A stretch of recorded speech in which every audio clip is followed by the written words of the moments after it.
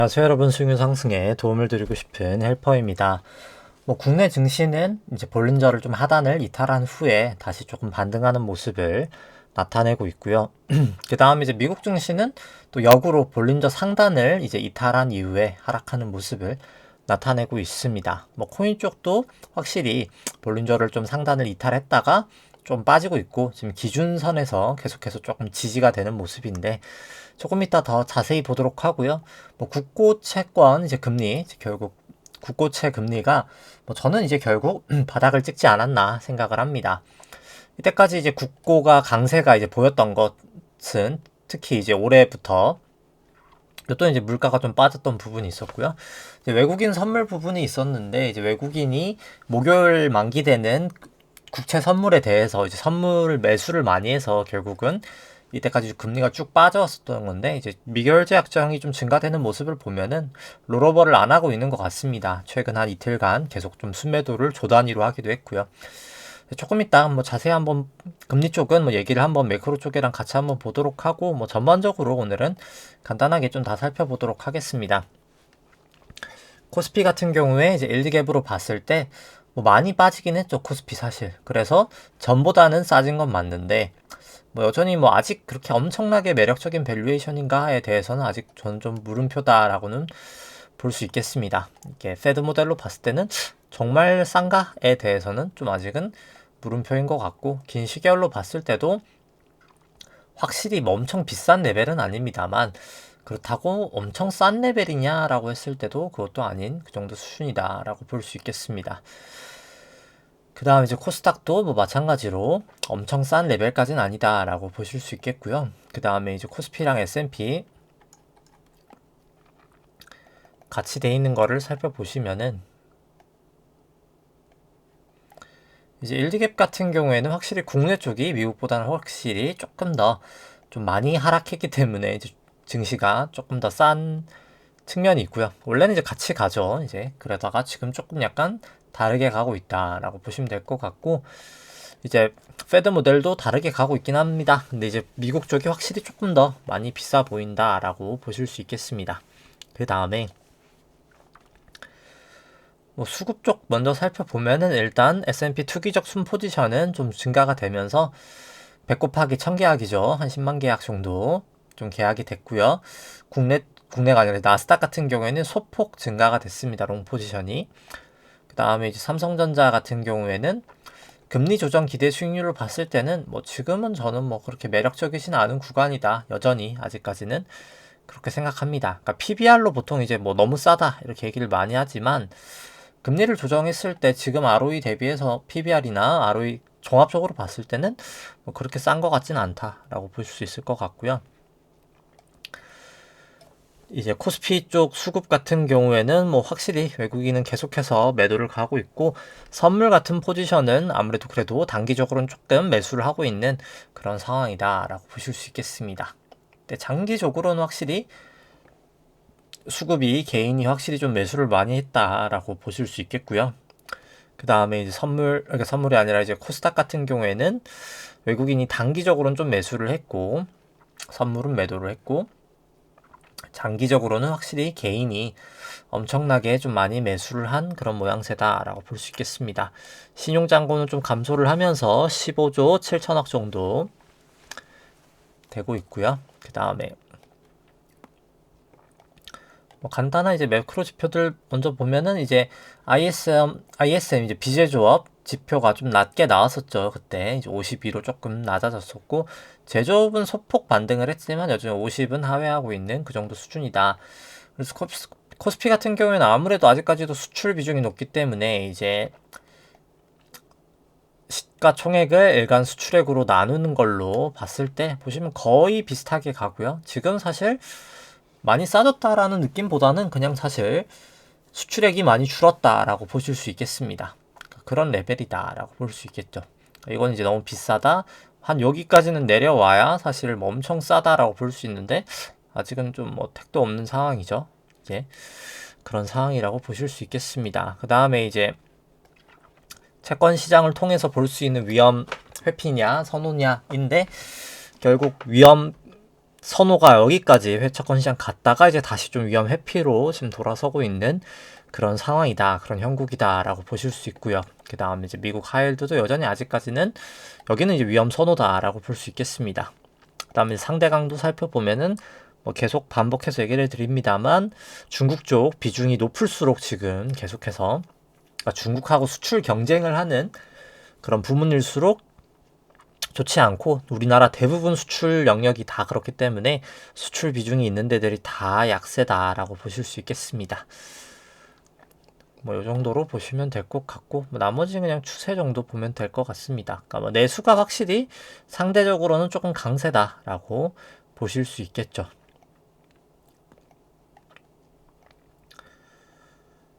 그러니까 이거는 뭐 코스피 대비 상대니까 뭐 빠져도 좀 덜 빠졌으면 상대 강도는 올라간다. 뭐 이렇게 보시면 될 것 같고요. 그 다음에 이제 실질금리랑 BEI 이제 기대 인플레이션 살펴보면 기대 인플레이션 좀 약간 지지부진한 상황이고 실질금리도 바닥에서 살짝 반등하고 있는 상황. 국내 같은 경우에는 BEI 살짝 빠지고 있고 실질금리도 많이 빠졌었고 그래서 금리가 우리나라는 확실히 많이 하느니 깜짝 금리 인하를 하면서 11월에 좀 많이 하락을 한 그런 모양새입니다. 그 다음에 이제 전주 대비해서 일단 연방준비은행 이제 페드 이제 대차대조표 살펴보면 이제 지급준비금이 한 26억 달러 정도 감소가 됐고요. TGA 이제 정부연금이 143억 달러 정도 증가가 됐습니다. 국채 발행의 영향이 있고요. RRP가 한 219억 달러 정도 감소가 됐고 온 RRP는 좀 크게 감소하면서 676억 달러 정도 감소가 됐습니다. 잔고가 이제 1,300밖에 남지가 않았고요.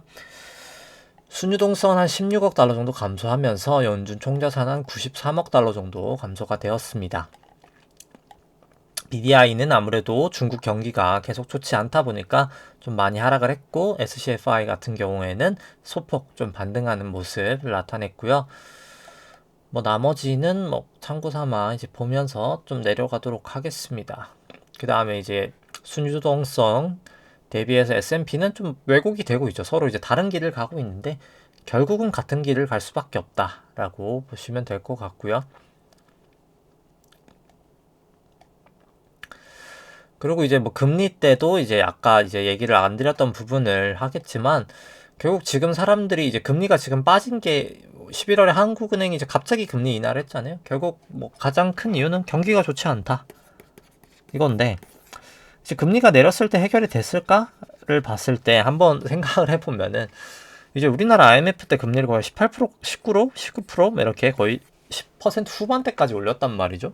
그 당시에는 왜 금리를 올렸을까를 한번 고민해 보시면 사실 도움이 되지 않을까라고 생각을 합니다. 그때는 금리를 왜 이렇게 올렸을까? 결국은 돈이 없을 때 금리를 높여야 예금이 이렇게 들어오게 되거든요. 그 돈으로 이제 대출을 하게 됩니다.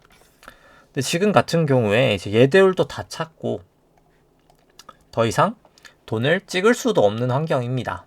뭐 매번 말씀드리는 이 지급준비금이 다 찼기 때문에 SLR 규제가 다 차서 뭐 저번 영상들 살펴보시면 될 것 같고 결국 양적 하나도 못하는 상황이고 그 다음에 예대율도 다 찼기 때문에 금리를 내린다고 해서 효과가 없고 그러니까 지금은 경기가 침체될 거야. 근데 이제 침체될 땐 항상 금리가 내렸잖아 라고 지금 금리가 내려가고 있습니다만 결국 돈이 귀해지는데 돈의 가치가 이제 금리죠. 금리가 떨어질 수 있을까에 대해서 저는 이번엔 물음표다. 이때까지는 가능했었던 게 경기 침체가 오니까 돈을 풀어서 돈의 양을 늘려버리니까 돈의 가치가 떨어졌다라는 이게 논리가 성립이 되는데 지금 같은 경우에는 돈을 풀 수 없는 상황에서 위기가 오는데 돈의 가치는 떨어질 수 있을까에 대해서는 일단 첫 번째로 의문이다 라고 보시면 되고 뭐 두 번째는 이제 기술적 분석 때 조금 더 자세히 보도록 하죠. 그래서 뭐 그런 상황이다 라고 보시면 될 것 같고요. 그 다음에 뭐 나머지는 이제 참고 삼아 이렇게 좀 데이터들 보시면 될 것 같고 그리고 오늘 뭐 CPI 발표가 있죠. 오늘 보시면은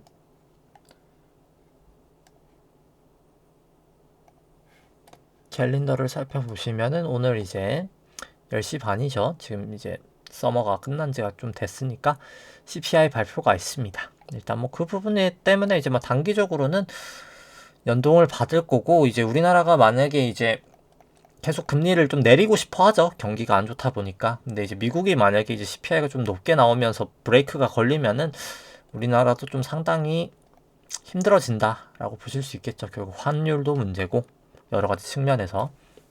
그러니까 뭐 내려도 효과는 크지 않겠지만 그래도 내리고 싶지만 내리지도 못하는 그런 환경이 펼쳐지는 상황이 될 거다라는 얘기고, 뭐 매번 얘기를 드리니 SOFR 빼기 EFFR 금리가 이게 결국 은행채 금리고 이게 이제 결국 국고 담보인데, 얘가 당연히 금리가 더 높아야 되는데 지금 이게 금리가 더 높아서 이런 현상이 나타나는 것 자체가 지금 시장에 돈이 점점 사라지고 있다는 얘기입니다. 이게 지금 23년부터 사실 시작이 됐던 거예요. 이때부터 사실 돈은 점점 사라지기 시작하다가 빈도가 이때는 그렇게 심하진 않았죠. 근데 이제 그러다가 여기 와서 이제 24년 4월 후반, 거의 한 6월 정도부터, 한 7월 정도부터죠. 그때부터 이제 정말 빈번하게 넘어갑니다. 이게 결국 돈이 정말 이제 없다라는 거를 지금 나타내고 있는 그런 상황이다라고 보시면 될 것 같고, M2 대비 GDP가 높아지고 있죠. 이제 이러다 보니까 사실 지금 통화량도 문제가 생기는 거다라고 통화량이 아니라 물가도 이제 스물스물 이게 반등할 수 있는 그런 여지를 지금 만들어줄 수밖에 없는 상황이다라고 보시면 됩니다. 그래서 촌자산도 결국 총자산 대비 GDP가 20까지 내려와야 되는데, 이때까지는 지준이 다 막아줬지만 이제 그러니까 RRP가 막아줬지만 이제는 지준이 빠질 거기 때문에 이때까지가 이제 힘들 거고, 결국 그리고 여기까지 다시 내려와야 다시 이제 QE도 할 수 있는 그런 상황이다라고 보실 수 있겠습니다.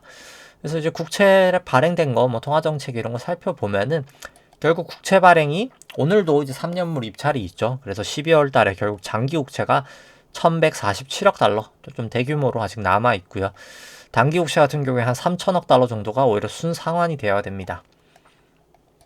그래서 연말로 결산을 해보면 QT를 제외한 금액, QT를 이제 반영한 금액으로는 8.2% GDP 대비 국채를 발행한 2.2조 달러 정도가 발행이 됐고요.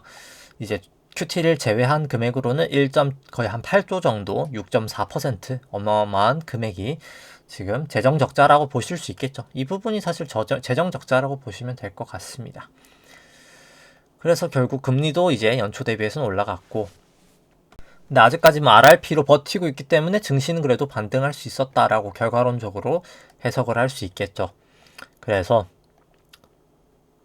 근데 중요한 건 이제 RRP가 진짜 이제 1,300억 달러밖에 안 남았다. 이제 이 다음에 결국 국채 발행은 누가 사줄 것인가, 이제 그 부분이 뭐 계속 저는 물음표라고 생각합니다. 내년에도 이만큼 찍어야 되는데 이제 이 국채는 누가 사주냐, 막 뭐 약간 그런 느낌인 거죠. 그러니까 결국 뭐 저번에도 얘기를 드렸었지만 전 세계 돈이 100이라고 칩시다. 그럼 이제 뭐 예를 들어서 미국 채권 30, 미국 주식 30, 나머지 이제 주식이 20, 그러니까 채권 20, 주식 20이라고 쳐보죠. 그럼 이제 100이잖아요. 그러니까 이 돈이 이제 과거 같은 경우에 국채라고 치고 이게 주식이고 미주식이고, 이게 그 외에 채권, 그 외에 주식이라고 칩시다. 예전에 이제 미국 국채를 더 많이 찍어서 이제 35가 되면은 그냥 QE가 되면서 얘도 이제 105로 올려버렸던 겁니다. 그럼 수급상의 문제가 전혀 발생하지가 않아요. 이제 그럼 채권 금리만 빠지고 끝입니다. 근데 이게 다시 이제 30에다가 100이라고 칩시다. 근데 지금은 QT를 하면서 95가 됐죠. 그럼 5가 빠져야 됩니다. 근데 얘는 5가 늘었어요. 그럼 35. 그럼 결국 이 둘 중에 하나에서 둘 다든 마이너스 10이 빠져야 되는 겁니다. 그러니까 지금 이제 돈이 다 미국으로 흘러가고 있으니까 미국 주식은 안 빠진다고 쳤을 때, 그래서 지금 다른 나라들이 증시가 안 좋고 그런 상황인 거죠. 그러니까 이게 이런 상황인데, 중요한 거는 뭐 우리나라 코스피가 많이 빠졌는데 코스피가 그렇다고 0이 될 수는 없죠. 0이 될 수는 없습니다. 그래서 어느 정도 수준에선 결국 여기도 더 이상 국채를 찍을 수 없고 주식으로 흘러갈 수가 없다는 겁니다. 근데 이제 이때까지는 이게 RRP라는 돈이 여기서 사실 약간 도움이 됐었는데, 여기 반대에서 이제 RRP가 좀 도움이 됐었는데 이게 이제 사라졌고 여기도 이제 많이 빠져서 더 빼기 힘들면 이 시장들도 문제가 생긴다라고 보실 수 있겠고, 결국 전체적인 시장 자체가 좀 저는 뭐 망가질 확률이 높지 않나 생각을 합니다. 왜냐면 미국만 이렇게 국채를 찍어대고 있는 게 아니라 전 세계가 다 찍어대고 있다는 거죠. 그 국채를 그럼 이제 누가 사주냐 이 문제인 거죠. 그러니까 이때까지는 양적 완화로 다시 중앙은행이 대사줬는데 지금 이제 누가 사주냐 이거죠. QE를 못하는 상황에서. 그래서 이제 국내 쪽도 결국 예대율이 이렇게 다 찬 상황에서 지금 문제가 생길 수밖에 없다라고 보여지고요. 지금 뭐 이슈가 안 돼서 그렇지 PF가 망가진 사업장들이 지금 상당히 많습니다. 이제 지금 ABCP나 이런 데서 이제 연대 보증으로 막 돌아다니는데 뭐 망가져가는 시장이 상당히 많고 뭐 롯데그룹도 지금 뭐 단기 쪽 CP 이쪽 이제 보증으로 해서 뭐 4.5 막 이렇게 막 발행이 되고 있으니까 그것도 수요가 잘 안 잡히고 있거든요. 상당히 시장이 지금 불안불안한 상황이다. 뭐 그냥 가장 단적인 얘기로 기준금리를 인하를 했는데 한번 이 CD금리를 살펴보면은 인하 전에 이제 CD금리가 3.44%였거든요. 기준금리가 3.25일 때. 근데 이제 기준금리를 내리고 나서 잠깐 CD가 이렇게 빠지는 듯 했으나 지금 다시 올라가고 있어요. 이게 3.33으로. 그래서 25bp를 내렸는데 지금 CD금리가 11bp밖에 빠지지 않았습니다. 결과적인 무슨 얘기냐라고 했을 때 돈이 이제 사실 은행이 없다 보니까 그 기준금리를 내려도 그만큼 인하분이 반영이 안 되는 겁니다. 요즘 뭐 사람들이 대다수 사람들이 네 번에 한 3번 내리겠지 막 이러는데 내려도 이제 금리가 반영이 안 되는 거예요. 이제 그럼 뭐 사실 더 큰 문제거든요. 이제 그런 상황이 그러니까 돈이 없어서 그렇습니다. 그러니까 전과 다른 상황이 지금 펼쳐지고 있고 그거를 이제 얼마나 많이 이제 빨리 깨닫느냐 안 깨닫느냐 뭐 그 정도 상황이다라고 생각을 하고요. 그 다음에 이제 채권 쪽 살펴보면 일단 확실히 채권 쪽은 뭐 미국을 포함한 다 일단 아직까지는 롱 추세 금리를 뭐 하락하고 있는 추세는 뭐 명확하긴 하고요. 지금 당장은 달러도 여전히 롱 추세고 금도 아직은 롱 추세에 가깝고 이제 WTI는 숏이고 삼성도 숏 추세고 애플 롱 추세, 마이크로소프트 롱 추세, 엔비디아는 이제 숏 추세인 상황이고 그걸 이제 점수로 아마 환산을 해봤을 때 국고는 여전히 롱 추세, 국고 10년도 롱 추세, 미국채는 일단 아직은 중립이고요. 달러 같은 경우에는 롱 추세, 그 다음 이제 금 같은 경우에는 그냥 중립, 그 다음 WTI 같은 경우에는 숏 추세, 그 다음에 삼성전자 같은 경우에는 숏 추세, 그 다음에 이제 애플 같은 경우에는 롱 추세, 그 다음 마이크로소프트 같은 경우에 중립, 그 다음에 이제 엔비디아 같은 경우에 중립 추세다라고 보실 수 있겠고요. 그 다음에 이제 국고 3년물 같은 경우에 벌어져 있고 벌어져 있고 벌어져 있고 벌어져 있고 모여 있고 모여 있기 때문에 정말 언제든 반등할 수 있는 그런 레벨이다라고 보실 수 있겠습니다. 국고 10년도 뭐 마찬가지로 뭐 언제든 강하게 반등할 수 있는 그런 레벨에 진입했다라고 보실 수 있겠고 뭐 미국채 10년은 이제 국고만큼은 그렇게 명확하진 않습니다. 추세가 볼린저로 봤을 때는 아주 명확하진 않은 추세다라고 보실 수 있겠고 뭐 달러 원 같은 경우에는 모여있고 벌어져 있으니까 뭐 언제든 조정은 나도 이상하지 않은 그런 레벨이다라고 볼 수 있겠습니다. 뭐 RSI도 그렇고요. 뭐 금 같은 경우에도 뭐 추세가 그렇게 뭐 명확하지는 않다라고 보실 수 있겠죠. 이거는 지금 볼린저로 보기에는 추세가 좀 명확하진 않고 WTI도 뭐 그렇게 추세가 아직 확실하게 명확하지는 않습니다. 그 다음에 삼성전자 같은 경우에 뭐 여기는 이제 벌어져 있고 아직 완전히 또 모이진 않아서 여기도 뭐 추세가 그렇게 명확하지는 않습니다.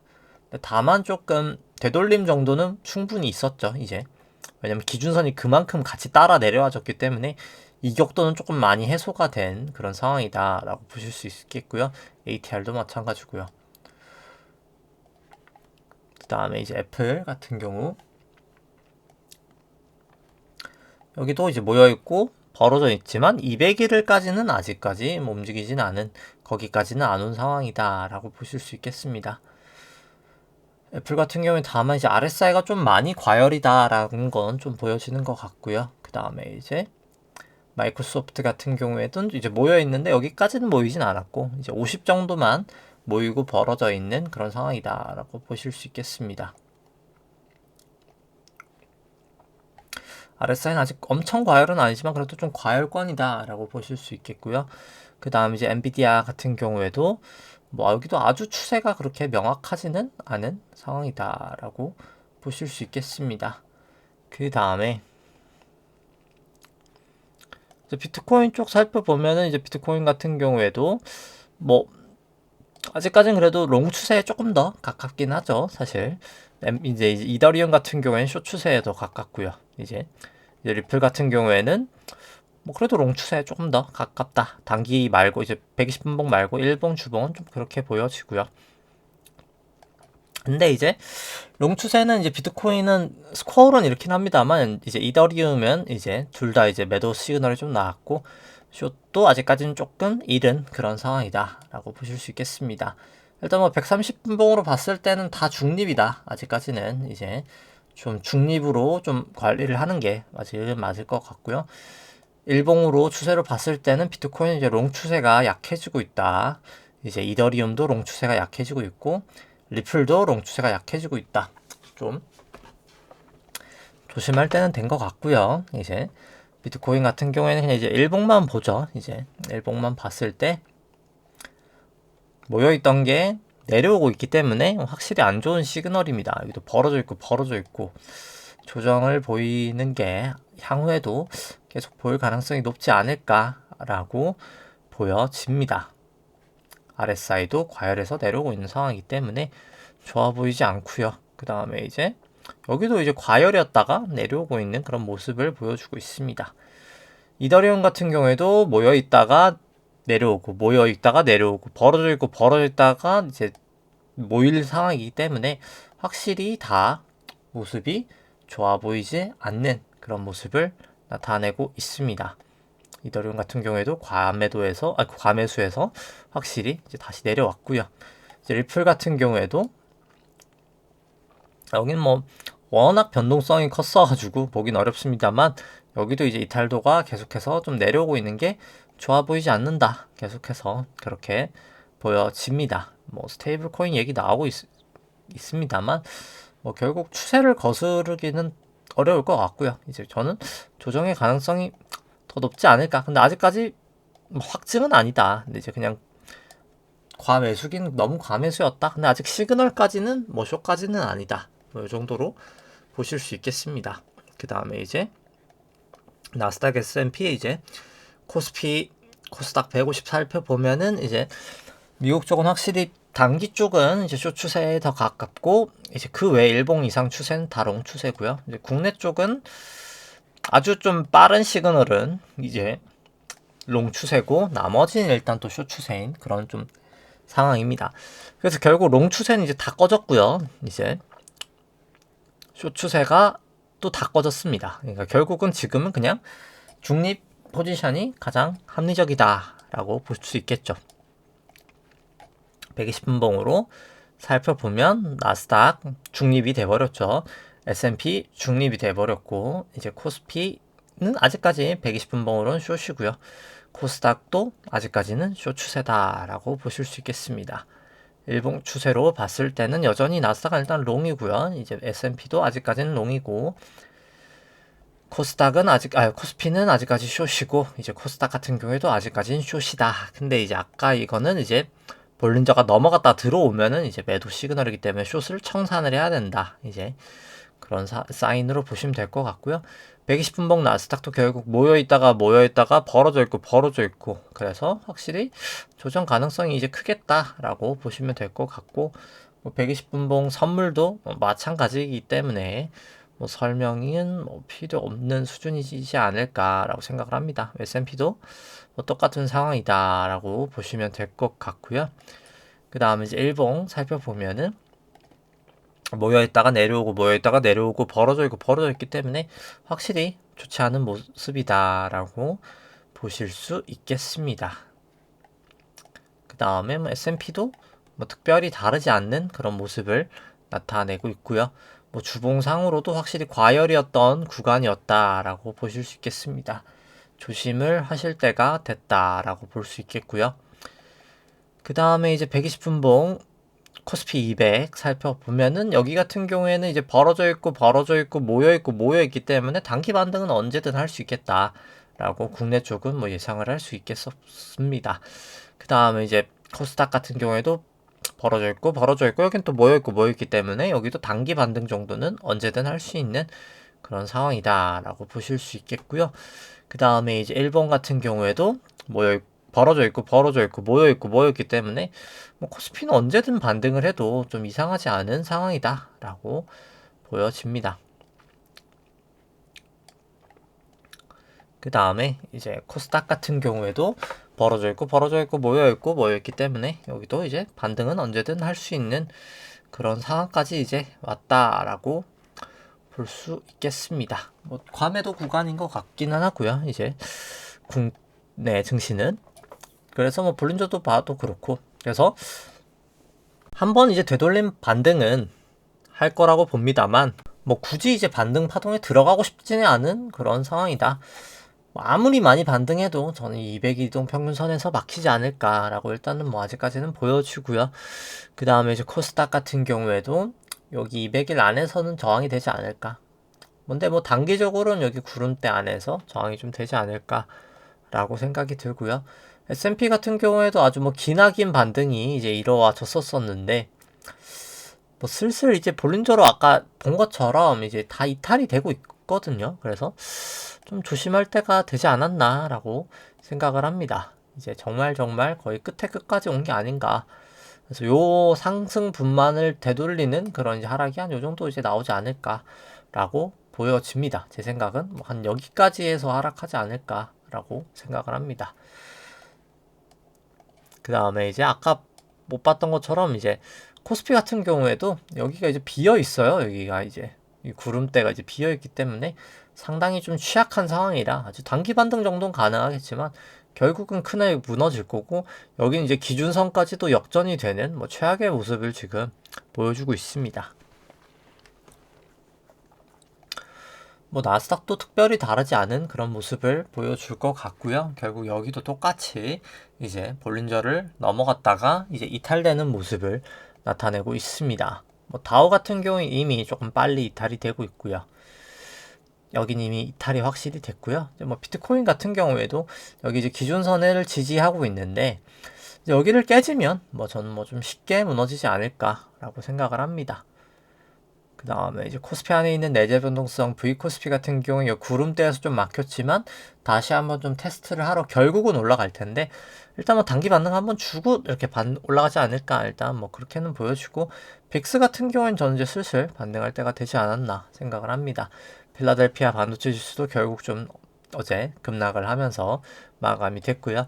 이제 니케이 같은 경우에도 뭐 반도체는 확실히 뭐 중국 쪽 영향이 지금 좀 크고요. 이제 뭐 구글 쪽 뭐 양자 컴퓨터 이제 그래서 이제 비트코인 같은 경우에도 좀 조정도 있고 했었다가 뭐 다시 이제 또 반등은 하고 있습니다만 뭐 결국 추세는 지금은 좋다라고밖에 추세는 뭐 안 하지만 좀 전환을 할 때가 오지 않았나 싶고 니케이 같은 경우에 지금 괴선들이 다 모이면서 힘을 모으고 있는데 결국 위든 미치든 아주 크게 발산을 하지 않을까 생각을 하고 유로스톡스도 올라가다가 결국 이제 볼린저가 다시 이탈이 됐기 때문에 뭐 잘해야 여기서 한번 터치했다가 이렇게 빠지는 모습이 나타나지 않을까 생각을 합니다. 일단 뭐 대다수 기준선 전환선 빼곤 다 역배열이고요. 항생도 결국 구름대를 넘지 못하고 조정되는 모습 보여주고 있고 상해종합도 결국 여기를 넘어갈진 모르겠지만 여기는 전 넘어가지 못하고 하락할 확률이 훨씬 더 높다라고 보여집니다. 달러 인덱스도 일단 다시 기준선 딛고 좀 반등하고 있고요. 달러 원 같은 경우에도 일단 아직까지는 볼린저를 좀 타고 가고 있습니다. 위안 같은 경우에도 결국 다시 좀 약세가 되고 있는 모습을 나타내고 있고 일단 기준선 지지하냐 마냐가 문제인 것 같고요. 이제 결국 중국도 그렇죠. 그러니까 돈을 풀고 싶은데 돈을 자꾸 풀려고 하는데 미국 금리가 자꾸 튀니까 이게 좀 약간 눈치가 보이는 그런 상황이 되고 있는 거죠. 근데 우리나라도 결국 그렇게 눈치를 볼 수밖에 없는 상황이 이제 펼쳐질 거라고 봅니다. 아주 초단기적으로 그래서 오늘 CPI가 좀 중요할 것 같기는 하고요. WTI도 아직까지는 추세는 없이 그냥 지지부진한 모습 보이고 있습니다. 구름대는 돌파해야 좀 상방이라 볼 수 있겠고 금도 여기 이제 구름대를 이제 돌파를 해야 상방이겠지만 좀 약간 위험해 보이는 거는 사실이고요. 이제 국고 우리나라 10년물 같은 경우에는 제가 지난번에도 얘기를 드렸다시피